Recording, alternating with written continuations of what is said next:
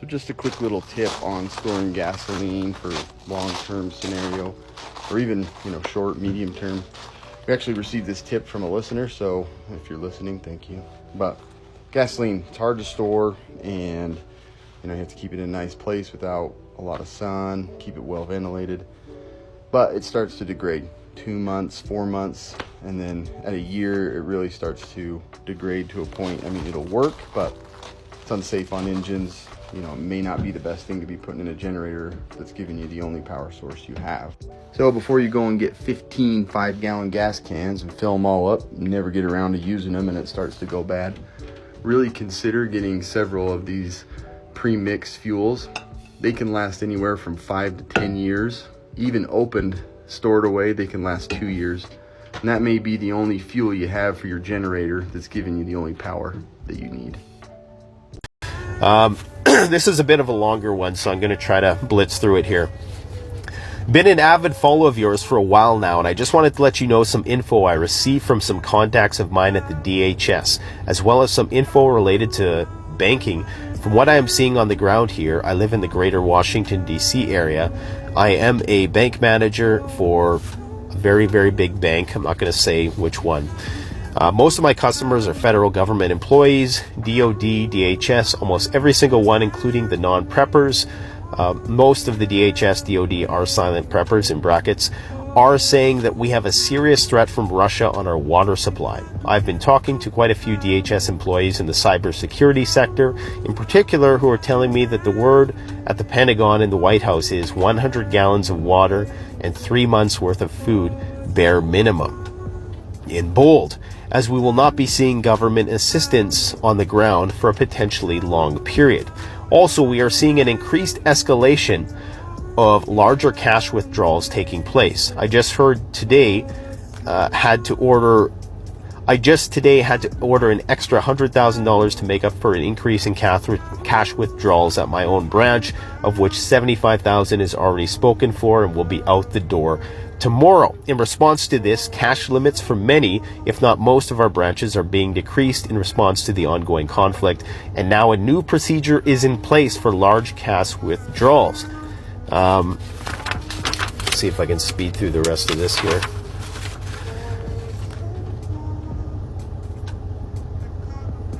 Assuming an SHTF event occurs, even if we return to some level of normalcy in the banking world, it will most likely take years, and most of these checks won't be worth the paper they are written on, as the state will be holding the money. And I can tell you from experience, good luck collecting on those funds even in normal times. I hope this information will help in some way in getting people more prepared from a financial aspect, as well as impress upon people that unfortunately even 3 weeks worth of food and water may not be enough for what's coming. So I'm out here on my rooftop here, and I want to show you folks, a lot of you individuals who may have a hard time understanding basic solar setup. So let me show you what I do in case of a grid down situation or a power outage. It's quite simple. Stay tuned and make sure you take a pen and paper. Save this video in your playlist. So as you can see, I have the EcoFlow Max right there. That's the Delta Max. Regardless of which EcoFlow or solar system unit you choose to buy, this is what you need to do. You're going to receive a cord with these two pigtails, male and female. So here's the other end right here that's going to go into the back of your portable solar unit. It's a long extension cord or cable, and here they all are right here, male and female, and the end that goes into your portable solar. We're going to toss this back in the house. So these are the solar panels, and they're made by Renogy.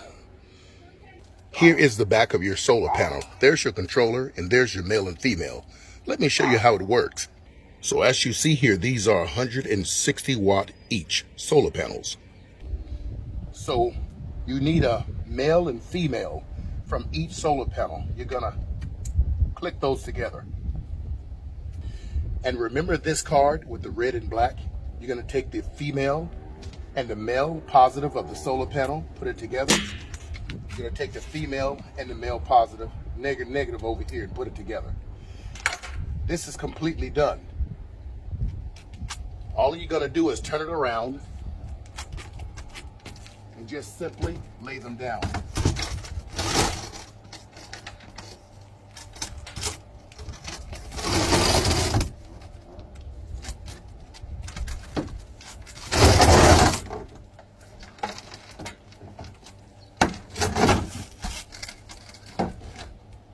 Now these are completely laid out, so don't worry about it. Let me show you what you do next. I simply take the back of this and I put it right into the back of the unit.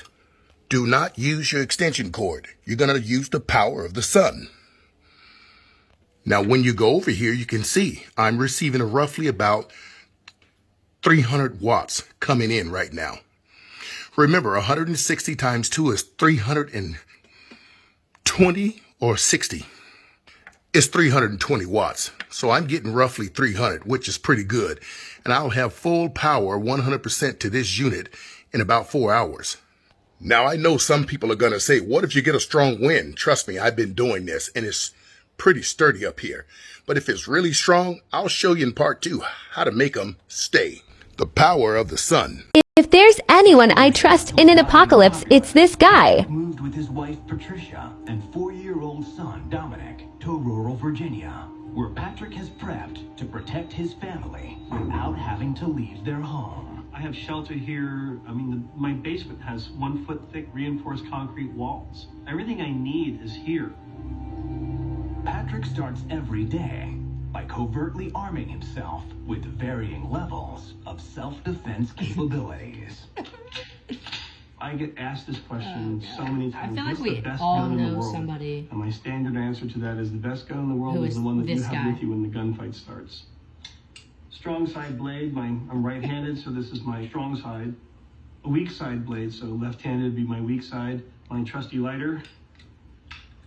I should always have a way to make Why do you flame. flip it like I that? like to have 2 ways. This is a little Nice. spark Flint and steel, fire buddy. starter, pepper spray, a quality flashlight, and this is what the strobe effect looks like. Jesus. Quite disorienting. Quite. And off you go. No one even knows you got anything on you. So dumb. Top 3 realistic doomsday scenarios, part 1. A global pandemic. And no, not like the one we're currently having. I'm talking about something worse. The most recent pandemic has a survival rate of 99%. Imagine a pandemic that spreads similarly or faster, but has a 80% survival rate. A virus that might have like a 20% kill rate will literally shut down the world. This is in the realm of possibilities. The virus is too dangerous for truck drivers to bring food to the grocery store. What's everybody gonna do? If the hospitals were overwhelmed with the big C, what do you think is gonna happen with something much, much worse? Oil and gas deliveries will be at a standstill. People won't be able to heat their homes or get electricity. People were losing their minds trying to get toilet paper in 2020. Can you even imagine? This is why I'm putting global pandemic as number 3.